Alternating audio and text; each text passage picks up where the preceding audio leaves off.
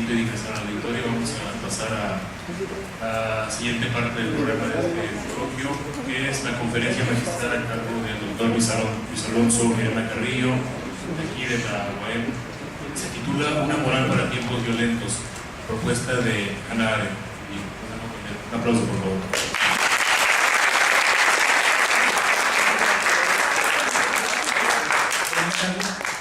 Primero que nada, pues agradecer a los organizadores. La verdad me siento muy agradecido por la invitación, muy complacido también porque, pues bueno, este es el primer congreso de estudiantes y espero que haya muchos más. Creo que estos son actos muy importantes que muestran, digamos, que ya somos conscientes de la importancia que tiene la filosofía y de por qué tenemos que hacer lo que hacemos. Bueno, este texto que voy a leer pues es un trabajo que he venido desarrollando hace algún tiempo. Por eso, bueno, algunos de ustedes seguramente escucharán cosas, las mismas cosas que he escuchado en otros momentos, ¿no? Y también mis alumnos en las clases seguramente van a encontrar aquí algunas cosas que ya han escuchado de mí. Y bueno, lo que hago aquí en este texto es como, digamos, agrupar ciertas ideas y en este sentido unificarlas, ¿no? para poder entender la propuesta de Hannah Arendt. Creo que es una propuesta muy importante porque, digamos, ella parte de un momento crucial para la historia de Occidente, que fue la guerra, ¿no? Y es una reflexión que me parece a mí no he encontrado en otros filósofos que se ocupen de la ética, ¿no? Y por eso me parece a mí muy importante exponer su punto de vista, aunque ella no fue una especialista en ética, ¿no? Pero lo que me interesa es eso, ¿no? Que su punto de partida, que no lo he encontrado en otros filósofos. Y bueno, mi trabajo hasta este punto es muy descriptivo todavía. No he hecho un análisis completo de la propuesta de Hannah Arendt, pero espero que, digamos, diga algo, ¿no? Yo creo que ya con el saber como su posición nos ayuda a la reflexión. El texto se llama Una moral para tiempos violentos, la propuesta de Hannah Arendt. El estudio profundo que llevó a cabo Arendt del totalitarismo tiene el cariz de denuncia, pues para ella se trata de un sistema de destrucción masivo dirigido por ello no solo contra los judíos, sino contra la humanidad. En este sentido, su propósito, por descifrarlo, la conduce a advertir del peligro que representa, ya que fue la solución radical a un grupo de problemas no resueltos: la cristalización del antisemitismo, el racismo y el imperialismo en un sistema totalitario. Por esta razón, el totalitarismo es una tentación latente para la solución de problemas semejantes en aquellos casos en que no se quiera una salida digna del ser humano. Sin embargo, para ella comprender el totalitarismo y especialmente encontrar una solución al mismo que nos permita enfrentarlo y evitarlo, significa replantear las categorías con las que hasta ese momento habíamos abordado los fenómenos políticos, sociales y morales, debido a que el totalitarismo constituyó algo completamente nuevo, una forma de opresión sin precedentes que nos mostró sin cortapisas la capacidad de destrucción de los sistemas de poder de la época contemporánea, una revolución para la cual, nos dice, ninguna de nuestras categorías tradicionales legales, morales o utilitarias conforme al sentido común podrá servirnos para abordarlo. Un ejemplo concreto de lo que significa el totalitarismo y de la imposibilidad de comprenderlo desde las categorías existentes lo encontró Arendt justamente en el caso Eichmann, quien supuestamente fue el encargado de ejecutar lo que se conoce como la solución final, la cual tenía como objetivo el exterminio físico de los judíos. Sin embargo, este juicio le reveló el problema que implicaba el totalitarismo, principalmente para nuestra comprensión de la moralidad, pues en contra de lo que suponían quienes juzgaron a Eichmann y la gente en general, Para alguien resultó prioritario hacer visible que un solo individuo no podría haber ejecutado por sí solo un crimen de esa magnitud. En la solución final, no solo intervinieron los colaboradores que estaban bajo el mando de Eichmann o sus superiores, sino también toda la burocracia administrativa del Estado, así como otros estados que en ese momento eran aliados de Alemania, pero incluso los consejos judíos y los líderes judíos. Asimismo, a diferencia de lo que pensaba antes de conocer personalmente a Eichmann, no resultó ser el individuo perverso que ella suponía, sino un hombre común y corriente que entendía todo lo que había hecho básicamente como una cuestión de eficiencia burocrática, quien se veía como el engranaje de un sistema cuya tarea era principalmente hacer posible que se cumplieran los fines del movimiento nazi. El caso Eichmann le planteó a Arendt el interrogante de si podemos seguir sosteniendo varios de los supuestos que son la base de nuestra comprensión de la moralidad. ¿Podemos comprender la moral como basada en una conciencia que nos permite distinguir el bien del mal? ¿Todo hombre normal puede hacer esta distinción? Si esto es así, ¿por qué durante la Alemania nazi tantas personas que tenían principios morales cometieron crímenes? La respuesta que Arendt a estas preguntas la conducen a sugerir una comprensión distinta de la moralidad que ya no estaría basada en el sentido común y en la aceptación de ciertas normas de conducta. Ni siquiera sería una reflexión sobre nuestros valores que nos permitiera aceptar unos y rechazar otros. Para Arendt, lo que le permitió a Eichmann y a muchos otros cometer los crímenes que cometieron, a pesar de ser personas normales, no fue la falta de valores, sino el hecho de que eran personas que no pensaban. Por esta razón, para ella la moral tiene que volver a este pensar, en el cual el individuo se reconoce igualmente como otro y por ello puede entablar un diálogo consigo mismo a partir del cual puede juzgar. En este trabajo, mi interés es exponer esta posición de Arendt con respecto a la moralidad, para lo cual comenzaré por mostrar cómo para ella la moralidad del sentido común resulta ser una mera aceptación de costumbres, que por ello rompe con el principio constitutivo de la moralidad que enunció el Sócrates de Platón. Es mejor sufrir injusticia que cometerla.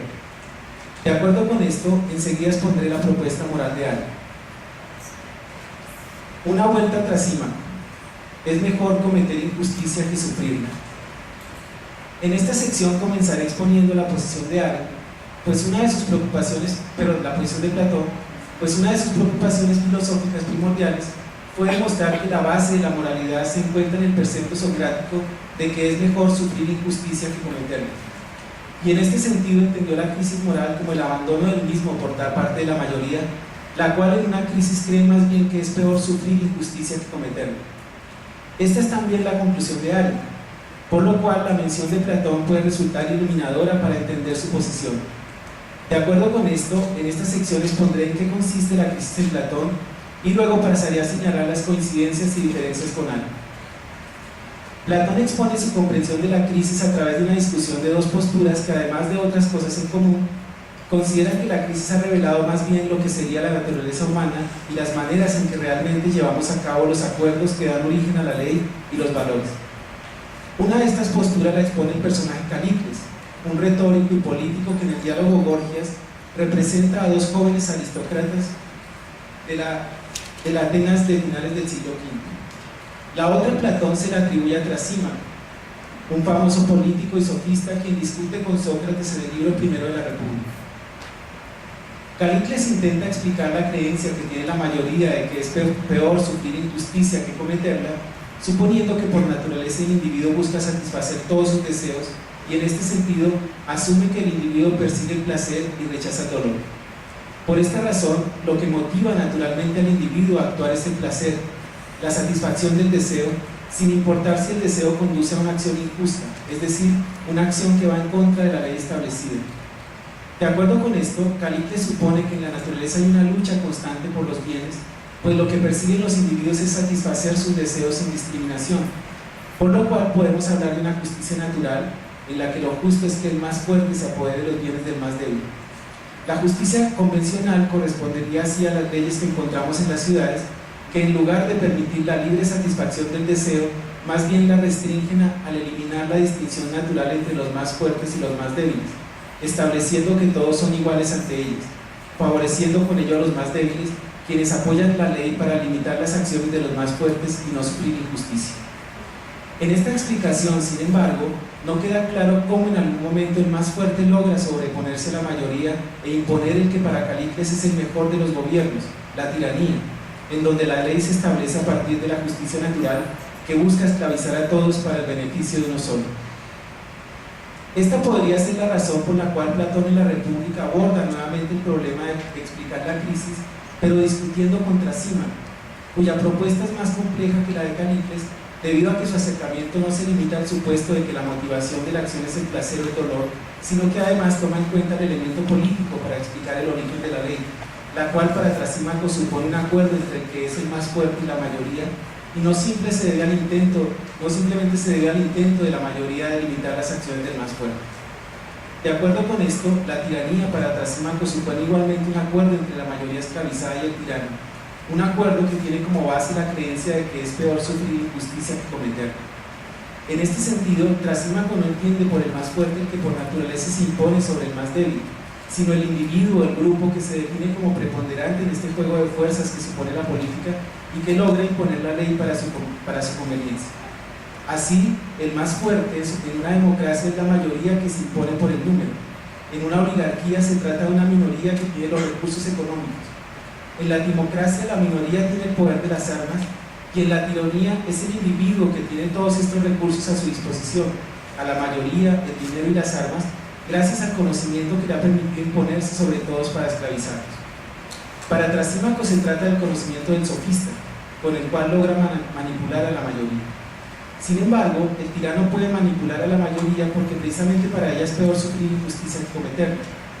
En el libro 2 de la República, Platón, por boca de Gatón y Adimanto, nos muestra cuáles son las implicaciones de esta creencia. Y básicamente esta creencia supone que la justicia no es un bien. La mayoría no cree que logre algún beneficio actuando justamente, es decir, actuando en conformidad con la ley. Por el contrario, actuar justamente restringe la posibilidad de satisfacer los deseos. Sin embargo, la ley evita que se infrinjan injusticias contra la mayoría, que no tiene los recursos ni el poder para cometer injusticias ni ser castigada por ello. De acuerdo con esto, la ley ocupa un lugar intermedio entre el mayor mal, que es sufrir injusticia, y el mayor bien, que es cometer injusticia impunemente, y en este sentido la ley, la justicia, es un instrumento para el logro de algún bien, pero no es de ningún modo un bien. Por esta razón, solo hay una diferencia convencional entre el justo y el injusto, pues se supone que cualquiera, encontrándose en una situación en la cual puede actuar impunemente, elegiría cometer una injusticia. El tirano entonces hace lo que cualquiera haría si tuviera el conocimiento y el poder para hacerlo. En estas consideraciones, que son en realidad las de Platón, se revela lo que para él sería la crisis. La mayoría cree que es peor sufrir injusticia que cometerla, lo cual supone que la mayoría no actúa conforme a un bien común, y por ello pierde el poder y termina sometida al tirano. Esto explica a su vez por qué la política se entiende, por parte de la mayoría y del tirano, como una negociación de intereses particulares en donde logra mayor beneficio el más injusto, pues si la justicia es una mera convención, entonces no hay nada que condicione la negociación. Por esto, asimismo, la mayoría se esclaviza, pues ante el poder del tirano, al menos puede preservar la vida. A pesar de las notables diferencias que tiene Ari con Platón, para ella igualmente estos momentos en donde se constituyen gobiernos tiránicos revelan una crisis y no son por ello, como pensaba Trasímaco, el desarrollo natural de la política. De acuerdo con esto, ella supone, como lo hace Platón, que es posible revertirlos, pues de ningún modo revelar lo que el ser humano es. En este sentido, también para ella la crisis se presenta en el momento en que la mayoría no persigue un bien común, lo que la conduce a la pérdida del poder, por lo cual puede ser manipulada para hacer posible la tiranía. Sin embargo, como es obvio, el contexto en el cual Ari hace su reflexión es distinto al de Platón, pues aunque él, como ella, encuentra en la violencia y en la miseria las causas de la atomización, debido a que la violencia vulnera a los individuos y la miseria los deja sin un lugar en la ciudad, ella reflexiona desde una violencia y una miseria distintas. Platón precisamente vivió la violencia de la guerra del Peloponeso, que es incomparable con la que significó la Primera Guerra Mundial, que quebrantó completamente la estructura de clases que se había instaurado con la burguesía, que implicó además la falta de trabajo y la miseria para una gran cantidad de la población. Nos dice Ari, esta generación, la generación que vivió la Primera Guerra Mundial, recordó la guerra como el gran preludio de la ruptura de las clases y de su transformación en masas. La guerra, con su arbitrariedad y constante y homicida, se convirtió en símbolo de la muerte, la gran igualadora, y por eso en el verdadero padre de un nuevo orden mundial. La pasión por la igualdad y la justicia, el anhelo por superar las estrechas líneas de clase carentes de significado, por abandonar privilegios y prejuicios estúpidos, parecieron hallar en la guerra un escape de las antiguas actitudes condescendientes de piedad por los oprimidos y los desheredados. En tiempos de miseria y de desamparo individual, parece tan difícil resistirse a la piedad cuando se transforma en una pasión que lo devora todo, como no sentir su misma infinitud, que parece matar la dignidad humana con una certeza más mortal que la misma miseria. Esta violencia propició la existencia de una gran cantidad de individuos que no tenían ninguna pertenencia, ni a una clase ni a ningún grupo, porque no les interesaba pertenecer. Completamente atomizados, no solo vivían al margen de lo que podría ser un interés común, sino de cualquier tipo de interés. No eran ni siquiera egoístas, como los individuos que observó Platón, siendo el caso extremo el del tirano, cuyo amor está tan completamente dirigido a sí mismo que se encuentra rayando en la locura. Incluso actuaban estos individuos de la posguerra, ¿no?, al margen de lo que llamamos sentido común, sin creer en lo que veían, estaban dominados por la imaginación. Se trataba de los individuos masificados que hicieron posibles especialmente los movimientos totalitarios que se gestaron después de la Primera Guerra Mundial. Individuos que solo buscaban alienarse de sí mismos, y la mejor manera de hacerlo era adhiriéndose a estos movimientos. Por esto no podemos decir que ellos negociaron con el régimen como sostenía Trasímaco cerca de la mayoría que terminaba esclavizada por el tirano, sino que la masa simplemente se adhirió a los movimientos totalitarios porque les ofrecían un sentido y una coherencia al margen de la realidad en la cual no creían. Los sistemas totalitarios no tienen fines concretos, sino que tratan de realizar leyes que se remontan a siglos y que requieren de siglos para su realización. Sin estas masas, sin estos hombres que después de la guerra se habían quedado sin un mundo y por ello no tenían raíces y que recibían la ideología como una alternativa a la realidad, sin estos hombres los regímenes totalitarios no hubieran existido. Nos dice Ari: en esta atmósfera de ruptura de la sociedad de clases se desarrolló la psicología del hombre más europeo. El hecho de que con uniformidad monótona, pero no abstracta, sobreviniera el mismo destino a una masa de individuos no impidió que estos se juzgaran a sí mismos en términos de fracaso individual y al mundo entero en términos de injusticia específica. Esta amargura centrada en el yo, pero, aunque repetida una y otra vez en el aislamiento individual, no constituía un lazo común, a pesar de su tendencia a extinguir las diferencias individuales, porque no se hallaba basada en el interés común, económico, social o político. Esta concentración en el yo, por ello, corrió pareja con un decisivo debilitamiento del instinto de conservación.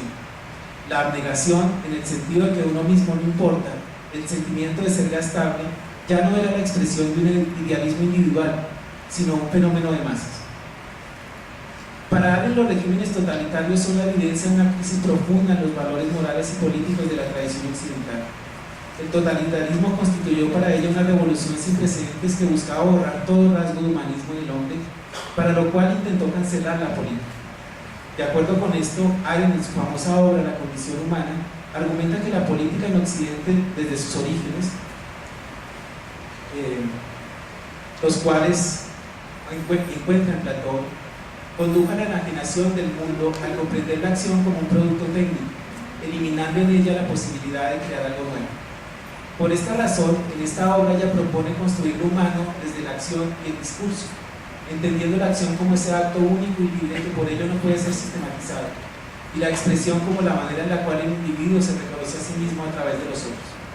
Para ella esto es lo que nos permitiría volver a lo político en su sentido original, como una solución a los problemas que son propios de la época moderna.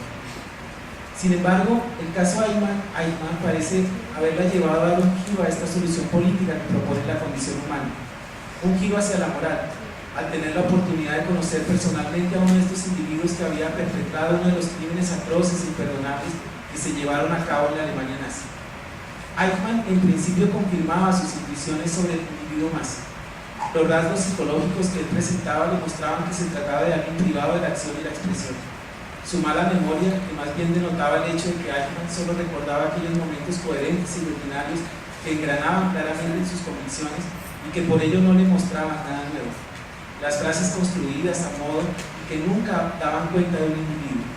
ese como deambular por el mundo sin un deseo, sin una meta, buscando solo ser parte de un grupo, de una institución que ordenara su vida y le diera coherencia. Pero adicionalmente a estos rasgos, Arendt se encontró ante un hombre normal, que tenía valores, familia, a quien los psicólogos que lo analizaron le encontraron opiniones sugerentes, con convicciones religiosas. Un hombre normal que no tenía otra manera para distinguir el bien del mal que a partir de un determinado grupo de reglas. En él no encontró esta conciencia que supuestamente tenemos todos, que nos permite determinar, independientemente del contexto, si estamos ante un acto criminal o no. Por esta razón, él tenía la convicción de que lo que había hecho, que para los jueces y las otras personas constituía un crimen atroz, era correcto, puesto que era coherente con el sistema de valores y reglas del régimen nazi. Por esta razón era un hombre que en lo más íntimo no sentía remordimiento ni culpa por sus crímenes y que se excusaba diciendo que había cumplido órdenes. Sin embargo, este encuentro con Eichmann le permitió establecer una conclusión más general con la cual se puede comprender por qué no solo individuos como Eichmann perpetraron crímenes en la Alemania nazi, sino todo tipo de personas, de todas las condiciones sociales y creencias. Porque todas ellas, al igual que Eichmann, distinguían el bien del mal a partir de un determinado grupo de reglas, y por ello pudieron cambiar su sistema de valores por el del régimen nazi. Por eso permanecieron en la Alemania y colaboraron con el nazismo, asumiendo que escogían el mal menor, si bien posteriormente se vieron envueltos en crímenes atroces. Pero cuando terminó la guerra, volvieron a su vida normal. Dice Arendt, el criterio de los no participantes fue, pienso yo, otro. Sí, porque aquí, digamos, algo que sorprendió a Arendt, en realidad, más que esta masa de individuos que colaboraron en realidad con el régimen, fue precisamente estos individuos que no colaboraron con él, ¿no? Y que me parece a mí fueron los que le permitieron a ella encontrar como una salida, como una posibilidad de superar, digamos, esta moral de reglas, ¿no? Dice, el criterio de los no participantes fue, pienso yo, otro. Se preguntaron hasta qué punto podrían seguir viviendo en paz consigo mismos. En consecuencia, escogieron también morir cuando fueron obligados a participar. Por decirlo crudamente, se negaron a asesinar, no tanto porque mantuvieran todavía una firme adhesión al mandamiento no matarás, sino porque no estaban dispuestos a convivir con un asesino, ellos mismos. Quienes no se vieron implicados en los crímenes nazis no lo hicieron siguiendo una regla, sino más bien no quisieron ser enemigos de sí mismos. No pudieron cometer actos en los cuales no pudieran reconocerse. Volver a Sócrates. Es mejor sufrir injusticia que cometerla. Estas personas que no colaboraron, que se mantuvieron aparentemente pasivas, pero que más bien vistas desde otra perspectiva, lograron no dejarse arrastrar por el movimiento revolucionario que se tragaba todo a su paso. Estas personas que no se vieron implicadas en los crímenes del nazismo porque eran personas. Estas personas no se vieron implicadas en los crímenes del nazismo porque precisamente eran personas que pensaban. En esta sección intentaré mostrar brevemente qué entiende Arendt por este pensar y cómo para ella se constituye la base de la moralidad. La noción de pensar que Arendt está considerando la encontramos formulada en el Sofista de Platón. Es un diálogo interior y silencioso del alma con ella misma. Para ella esto significa inicialmente que en la soledad no estamos realmente solos, sino que dialogamos con nosotros mismos y en este sentido somos dos en uno. Pero, ¿qué significa un diálogo? Si lo consideramos socráticamente, y me parece es el punto de partida de Arendt, en primer lugar, uno solo dialoga con alguien que es un amigo. Es así justamente como lo plantea Sócrates en el Foro, pues si uno dialoga con otro, lo considera como un igual y por eso uno le expresa lo que siente y piensa, y cree que por esto el diálogo con él será para mejorar. De acuerdo con esto, en un diálogo uno dice la verdad, pero no la verdad lógica, sino la verdad respecto de lo que uno realmente siente y piensa. Calicles, en este sentido, no es un amigo de Sócrates, pues cambia de opinión en cada momento porque solo le interesa manipular la conversación. Siguiendo estos puntos, el pensar, el diálogo con uno mismo, no nos revela un extraño, sino lo que uno es. Siguiendo este punto, este pensar es muy distinto de lo que llamamos la conciencia, en la cual no hay un diálogo, sino más bien la opción del bien o del mal, la cual supone que hay como una contradicción en el individuo que solo puede ser superada cancelando una de las partes. El pensar, en cambio, lo que busca es la conciliación, que no parte de la pregunta de si un acto es bueno o malo, sino más bien de si podríamos reconocernos en ese acto. Por esta razón, para Sócrates, este pensar es la base de la acción, pero principalmente el que nos permite comprender por qué es mejor sufrir injusticia que cometerla. Precisamente, si no podemos ser amigos de un asesino, si no podemos reconocernos en ese acto, entonces lo peor que nos puede ocurrir es cometer una injusticia, pues tendríamos que dejar de ser amigos de nosotros mismos. Viviríamos en la soledad de individuos como hay.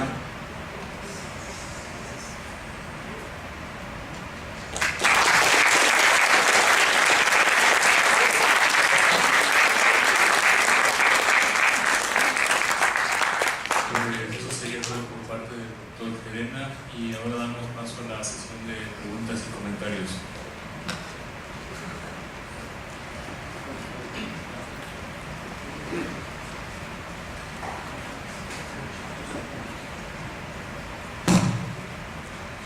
Pues vamos a comenzar con usted.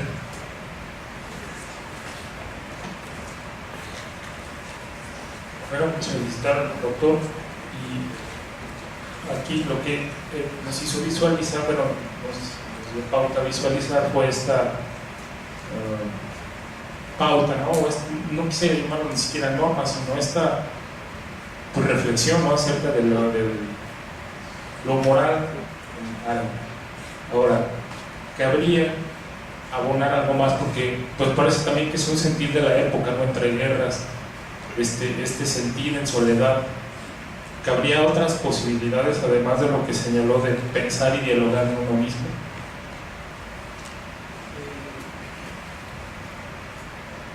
¿En qué sentido? Sí, o sea, decir, bueno, en esto, bueno, lo entendí así, y bueno, también lo pregunto para ver si yo lo entendí correctamente.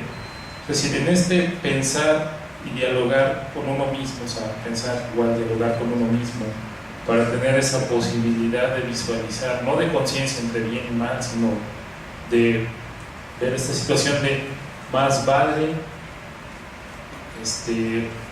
no cometer, o sea, padecerla que cometerla. O sea, pienso que ahí es donde, en ese espacio, en esa área es donde se genera la reflexión. Y esta soledad de la que habla, vamos, es también una situación que se da como en la época, ¿no? Entonces, ¿qué otra, además de esta posibilidad, qué otras ve usted, bueno, allá en su propio pensar, añadiendo lo que nos señalaron? Quizás, o igual no la hay, o sea, bueno, no es una exigencia, no es una inquietud. Sí, pues, o sea, yo creo que, bueno, en el momento en que estaba yo creo que era como la posibilidad, digamos, que tenía el individuo, ¿no? O sea, bueno, el texto que, digamos, estoy comentando aquí se llama Juicio y Responsabilidad. Y en el primer capítulo ella en realidad aborda como una especie de crítica que se le hizo a muchos personajes o muchos intelectuales, personas como ella, por ejemplo, que en lugar de quedarse en Alemania lo que hicieron fue como huir, ¿no? De salir de ahí, ¿no?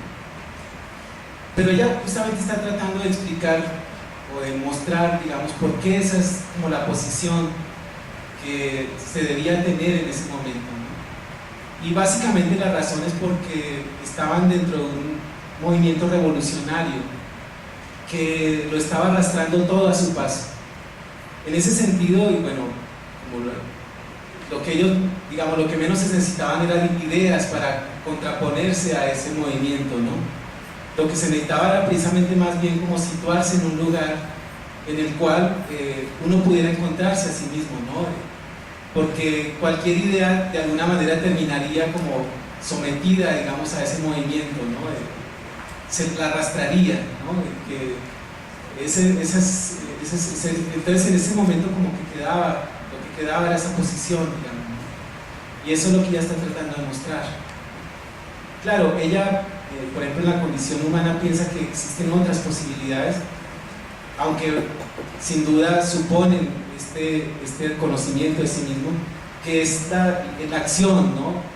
El abrir un espacio político en donde sea posible expresarse, ¿no? Y de acuerdo con eso crear algo nuevo, ¿no?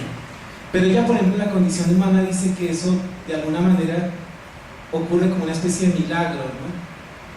Yo creo que aquí, justamente en este texto, ella ve como otra posibilidad, ¿no? Desde el individuo, digamos, reflexionar consigo mismo, ¿no? Y a partir de ahí sí tratar de construir el juicio y en ese sentido la acción, ¿no? O sea, bueno, no sé si... Es eso.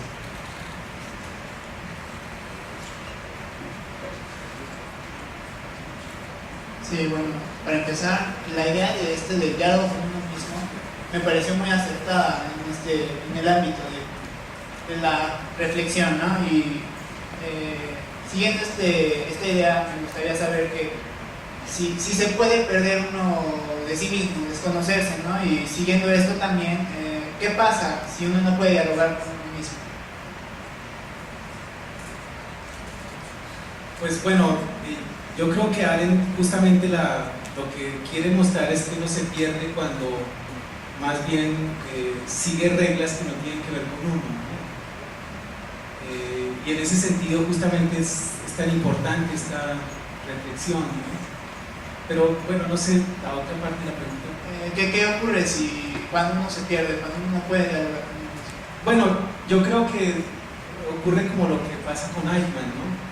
Es un individuo que de alguna manera no tiene como, digamos, eso, no tiene como, no sabe lo que hace, no tiene criterios, no tiene juicio, ¿no?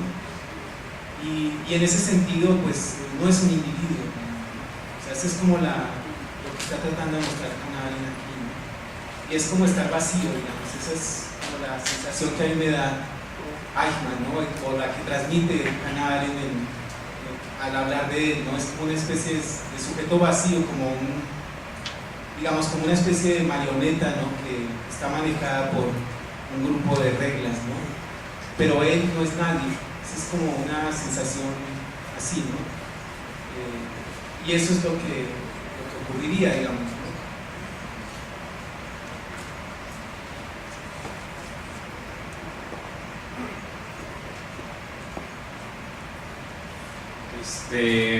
En esta reflexión que haces de Eichmann, bueno, que parte pues Hannah Arendt, dices bien, en el sujeto aquí, en este momento, Eichmann, dentro de esta estructura burocrática se pierde, ¿no? O sea, no hay una identidad, no hay sujeto. Eso bien lo podemos identificar con la cuestión en la actualidad, la cuestión del sicario, ¿no? El sicario dentro de una estructura burocrática que es el narcotráfico. Mi pregunta es, tanto, o sea, en esta figura, la responsabilidad, o sea, ¿podemos hablar de responsabilidad en Eichmann o en el sicario? O en tanto sujeto, no, en tanto no sujeto, porque no se reconoce, no hay una responsabilidad de sus actos. Es como algo. Sí hay responsabilidad, ¿no? O sea, es interesante lo que plantea Hannah Arendt, ¿no? Porque ella dice, justamente, en estos casos, lo interesante es que tenemos el derecho. Y el derecho lo que hace es juzgar las acciones del individuo, ¿no? Sin, digamos, tomar en cuenta como muy importante las cuestiones morales, digamos, o sea, simplemente lo que hizo, ¿no? Y fue en contra de la ley y en ese sentido puede ser juzgado, ¿no? Juzgado precisamente como individuo, no como perteneciente a un cuerpo de sicarios o como perteneciente a una institución o a un régimen como el nazi. Sin embargo, digamos, eso en términos del derecho, ahí ya encontramos una forma de juzgarlo y en ese sentido es un individuo responsable, ¿sí? Pero en otro sentido, ya en un sentido más moral, también es responsable, ¿no? Porque, digamos, lo que decían los nazis era cuando los juzgaban, decían, bueno, es que yo estaba cumpliendo órdenes, era mi deber hacerlo, porque si no me matarían o era lo que todo el mundo hacía, digamos, ¿no? También decían, bueno, pero tú nunca estuviste ahí, tú no sabes lo que significa estar en un régimen como ese, ¿no? Y desobedecer una orden. Y Eichmann también se defendía de esa manera. Sin embargo, algo que dice Hannah Arendt es que habría que hacer una distinción entre, digamos, obedecer y colaborar. Y cuando se trata de un individuo como Eichmann, él no está obedeciendo en realidad, ¿no? Sino más bien está colaborando, como lo hicieron todas las otras personas que colaboraron con el régimen y que lo hicieron posible, ¿no? En ese sentido también Eichmann es responsable de lo que hizo, ¿no? O sea, él colaboró, no simplemente obedeció. Hola Luis, me pareció interesante tu ponencia. Bueno, yo nada más un comentario. Bueno, es que en estos días estuve leyendo Crítica de la razón instrumental de Horkheimer, y él, por ejemplo, hace mención de los individuos, aquellos individuos que no son capaces de desarrollar un yo integrado y seguro de sí mismo, de aquellos individuos que, digamos, su yo es débil y es un yo débil, y como es un yo que no sabe plantarse ante el mundo, que no sabe, completamente inseguro, pues suele caer en este tipo de cosas, como el nazismo, pues, o sea, suele ser un individuo que sumiso y que cae a lo más fácilmente haya a la vista, pues, que es el nazismo. Y por ejemplo, Horkheimer rescata a aquel individuo que es capaz de razonar por sí mismo, de ejercer una crítica hacia el sistema en general, y de que, como al contrario de él, el otro individuo, el que no es capaz de desarrollar un yo saludable, ese individuo se deja arrastrar por el sistema. Pero lo más grave de este individuo es que digamos, él sabe en el fondo que está sometido, que es sojuzgado, pero al mismo tiempo, como él lo sabe, cuando se da cuenta y reacciona ante ello, reacciona de la manera más violenta y brutal posible, como en el caso del nazi, que, como dice, yo estoy defendiendo la patria de los judíos, de cualquiera que no sea un ario como yo, o lo que sea que signifique eso, pues yo puedo usarte y cometer contigo las crueldades más brutales que se puedan. ¿Por qué? Porque estoy defendiendo la patria, y como la estoy defendiendo, puedo dar rienda suelta a toda mi frustración, a todo el rencor que en el fondo tengo por no haber podido desarrollar un yo saludable, un yo seguro de sí mismo. Y pues, como no lo desarrollaste y tienes rencor por eso, pues a la primera oportunidad que tienes lo vas a sacar de la manera más cruel, brutal posible. Y yo, por ejemplo, con Alberto, que hablaba del narcotraficante, pues yo estaría pensando que pues también está en una situación similar, y pensando en no solo lo de la pobreza, del rencor, y de que le restriegan en el caso del narcotraficante, le restriegan los comerciales productos que él sabe que no puede consumir, y que pues eso le genera a final de cuentas odio porque no lo puede consumir, y pues cuando puede desquitarse de alguien, pues lo hace. O sea, simplemente es como, no sé, desquitarse del más débil, o desquitarse de aquel que no sea como yo. Y bueno, yo creo que pues esta crítica un poco, aunque creo que es que por ahí en algún lado leí que a Hannah Arendt no le gustaba el psicoanálisis, y pues en cambio la escuela de Frankfurt basa muchos de sus trabajos en el psicoanálisis.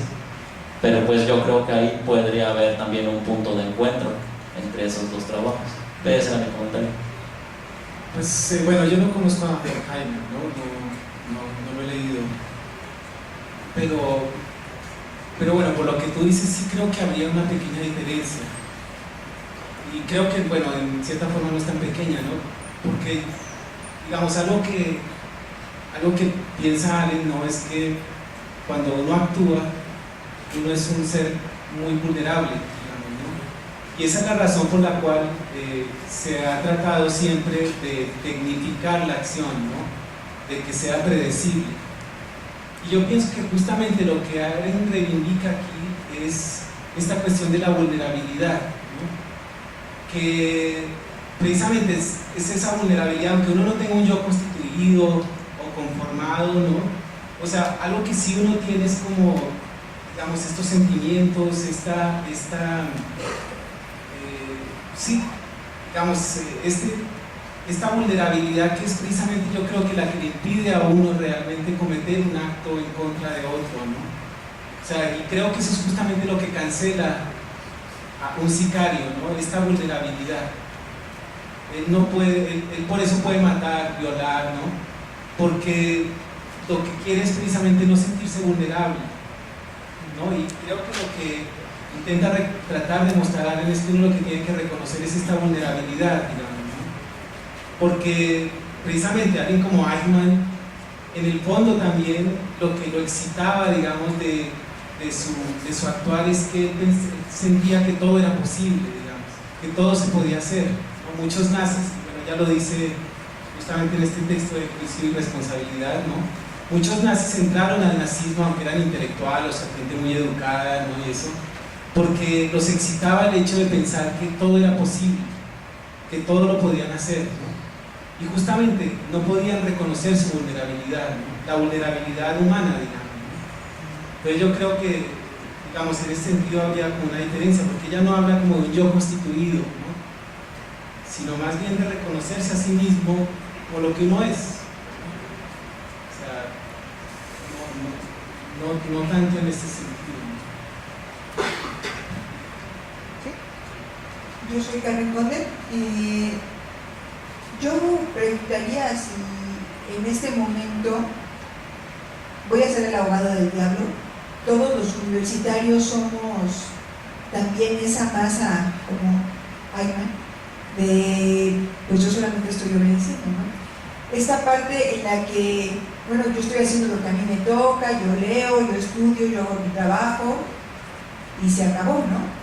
Y pensar en los chicos que están en el ejército mexicano, que son los hermanos de los sicarios, porque son más o menos de la misma condición económica, de la misma situación de vulnerabilidad, y también solamente están obedeciendo, ¿no?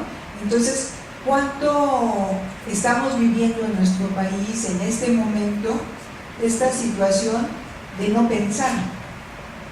Aún aquí, en esta aula, ¿no? ¿Cuánto realmente estamos pasando a esa acción que cambia totalmente?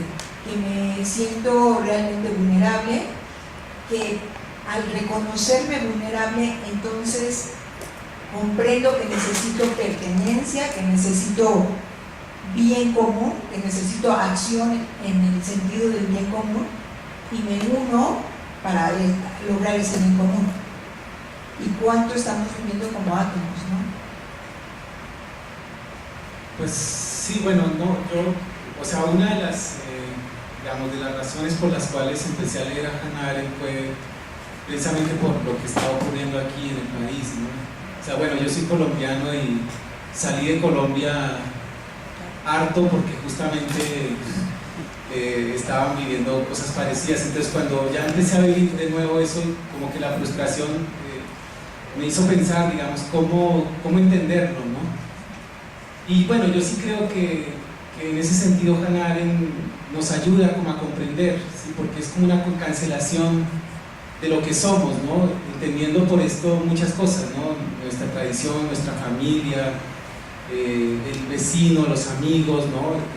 Porque un sicario lo que hace es como cancelar todo eso y convertirse en un individuo que tiene una vida muy coherente y llena de reglas. Pero ya hasta ahí, yo digamos, yo llego hasta ahí, no sé si, no sé si, pienso que sí podemos caer en ese problema también nosotros, los intelectuales, ¿no? De actuar, digamos, a partir de reglas, ¿no? Seguir el destino, digamos, ¿no? Y creo que sí, es importante por eso este pensar, ¿no? Y creo que ahí justamente entra el papel de la filosofía, ¿no? Como aquella que nos permite dialogar con nosotros mismos y con el otro, ¿no? Porque justamente Hannah Arendt yo creo que lo toma de Sócrates, ¿no? Sócrates fue, digamos, dentro de una interpretación que se hace, alguien que buscó ese tipo de filosofía, buscó que los individuos dialogaran consigo mismos, ¿no?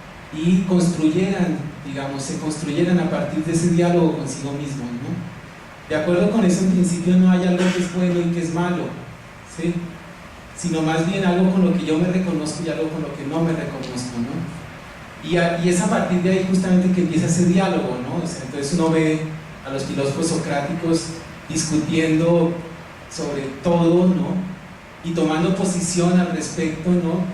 Porque, pues, bueno, porque eso es precisamente lo que se puede hacer desde este individuo que está pensando, ¿no? Pero sí, yo creo que sí deberíamos nosotros también volver a este pensar, ¿no? Y construir digamos, nuestras posiciones, nuestra investigación a partir de ahí, ¿no? Yo creo eso, ¿no? Pero ya lo demás no sé, ¿no? Si estamos en eso, ¿no? Creo que no deberíamos caer en eso, ¿no? De seguir como la rutina.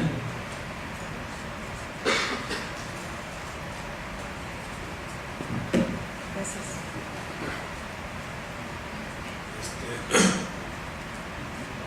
Me ha encantado, Luis. Una pregunta. Una de las palabras que has utilizado que me ha llamado muchísimo la atención es la de movimiento. O sea, cuando has mencionado precisamente que estos movimientos totalitarios del siglo XX parece que tienen una labor de siglos antes y después del evento histórico concreto, ¿no? La idea que me ha quedado a mí, me gustaría que me dijeses si en qué medida mi interpretación es correcta, es que parece que lo único que importa del movimiento es el propio movimiento, que no importa ni hacia dónde, ni cómo, ni de qué manera, ¿no? Y eso me gustaría, a ver si puedes profundizar en esto. Yo entiendo también el movimiento como una suerte de abstracción, ¿no? Como el grupo de los camaradas, aquellos que comparten una idea que aparentemente es la que guía el movimiento hacia un destino, hacia manifiesto o como sea que lo queramos llamar. Pero has mencionado algo también muy interesante, ¿no? Que creo que lo dice Hannah Arendt, y me corregirás si me equivoco, que no se puede contraponer una idea a la idea que el movimiento tiene. Y acabas de mencionar ahora, que cosa que me parece fundamental, la necesidad de volver a pensar. Entonces la pregunta concreta sería, ¿cómo este diálogo con uno mismo, este diálogo socrático basado en la filia, en la amistad que tienes contigo mismo, cuál sería la manera de pensar de tal manera que la idea del movimiento no pueda apoderarse de precisamente ese pensamiento? O sea, parece que una idea con un objetivo determinado es fácilmente acaparable o fácilmente dominable por el movimiento. Entonces, ¿qué crees o cuál es tu idea?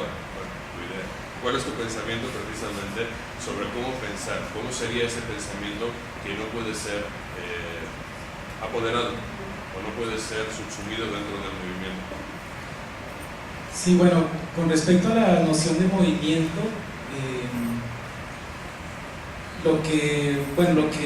el análisis que hace Hannah Arendt es que es como una especie de ideología en realidad, ¿no? O sea, lo que interesa es que el totalitarismo esté funcionando, ¿no? Pero en realidad, y algo que hace ver Hannah Arendt es que el totalitarismo no tiene una ideología real. O sea, básicamente la ideología depende, digamos, del Führer, pero básicamente lo que es el totalitarismo es la organización, y lo que importa es la organización, y el Führer es como la cabeza de todo eso, pero en realidad no hay una ideología, ¿no? Digamos, en el caso del nazismo pues era como exterminar todo, ¿no? Pero las ideas, o lo que llamamos las ideas, en realidad no existían. O sea, el Führer, por ejemplo, se levantaba hoy y decía, bueno, vamos a hacer tal cosa, y al otro día y entonces toda la organización funcionaba de acuerdo con esa idea, ¿no? Y al otro día se levantaba y decía, no, vamos a hacer otra cosa, y toda la organización funcionaba. Pero entonces lo que le interesa al totalitarismo, según lo que he entendido de Hannah Arendt, es justamente más bien como la organización, y es en ese sentido que se habla de movimiento, es decir, que el movimiento siga, digamos, ¿no? Y claro, hay como estas ideas, ¿no? de purificar la raza, por ejemplo, que son como leyes históricas. Ellos las entienden como leyes históricas que tienen que cumplirse, y ellos son los que van a hacer posible que se cumplan, ¿no? Esas, digamos, ahí sería como la ideología, ¿no? Y lo que movería al movimiento, ¿no? y lo que ellos quieren lograr. Entonces, por ejemplo, en ese sentido dice Hannah Arendt que aunque los alemanes empezaron con los judíos, después hubieran empezado con los alemanes también, y después con toda Europa y después con todo el mundo, ¿no? A purificar todas las razas, digamos, ¿no? Entonces es en ese sentido, digamos, no sé si lo expliqué bien, pero es como en ese sentido que ellos hablan de un movimiento, es partir como de leyes históricas que tienen que cumplirse y que ellos son los que las van a concretar. Pero son leyes como muy simples, es básicamente la purificación de la raza o la igualación de clases, por ejemplo en el caso del estalinismo, ¿no? Ese tipo de cosas. Y en cuanto al pensar, pues justamente algo que Hannah Arendt intentó digamos, desarrollar fue esta cuestión del juicio, ¿no? O sea, porque lo que ella piensa es que con este pensar lo que podemos hacer es juzgar nuevamente, ¿no? Juzgar los hechos, juzgar las acciones. Pero bueno, yo desde mi punto de vista lo veo más como Sócrates, ¿no? Y en ese sentido es como, sí, es como este diálogo constante que podemos entablar con el otro, ¿no? No para construir exactamente algo, ¿no? Sino para, digamos, para estar en este diálogo, ¿no? Porque es en ese sentido que es práctico, ¿no? O sea, en el momento en que construyamos algo pierde su practicidad, ¿no? Entonces yo, por ejemplo, no sé, vivo pensando como uno de los socráticos griegos, ¿no? Que el placer es el bien, ¿no? Entonces él empieza a conformar su vida de acuerdo con eso, ¿no? Pero siempre hay una discusión constante con el otro, ¿no? Y en ese sentido nunca llega a una posición, digamos, teórica, filosófica, ¿no? De hecho puede cambiar después su posición, ¿no? Porque siempre, o sea, todo se construye a partir de este diálogo, ¿no? Y es un diálogo constante porque la vida pues está cambiando, ¿no? En ese sentido no es construir una teoría como precisamente lo hizo Platón, ¿no? O sea, Platón justamente se aparta de Sócrates en ese sentido, ¿no? Que él llega a entender la filosofía como la construcción de una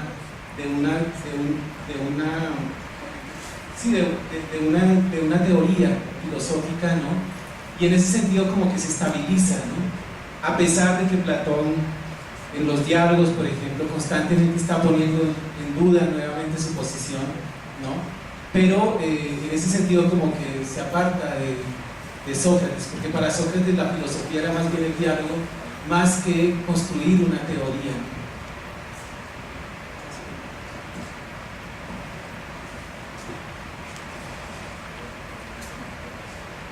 Pues si no hay ninguna otra participación del público, cerramos con la conferencia del doctor Gerena, entregando la constancia de su participación.